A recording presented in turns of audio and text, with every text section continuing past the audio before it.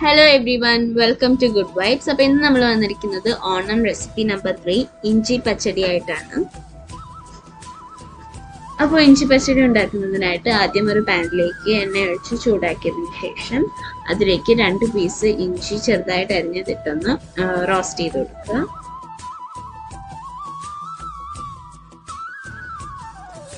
അപ്പോൾ നമ്മുടെ ഇഞ്ചി ഒരു ഗോൾഡൻ ബ്രൗൺ കളറൊക്കെ ആകുമ്പോഴേക്കും അത് മാറ്റിയതിന് ശേഷം അതിലേക്ക് ഒരു 4 പച്ചമുളക് കൂടി അരിഞ്ഞ് റോസ്റ്റ് ചെയ്തെടുക്കുക.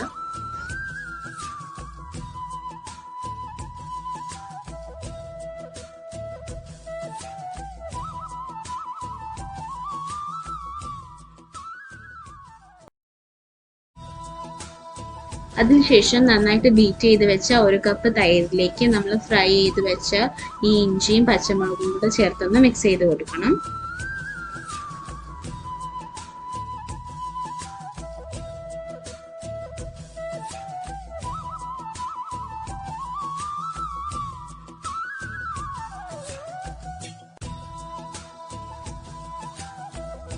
എന്നിട്ട് അതിലേക്ക് ആവശ്യത്തിന് ഉപ്പ് കൂടി ചേർത്ത് കൊടുക്കുക.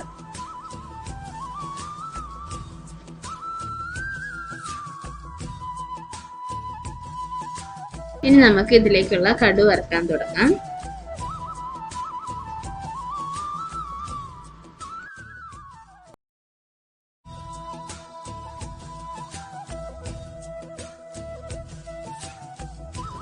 കുട്ടികൾക്ക് പോലും ഒരു 5 മിനിറ്റ് കൊണ്ട് ഉണ്ടാക്കാൻ പറ്റുന്ന റെസിപ്പിയാണിത്.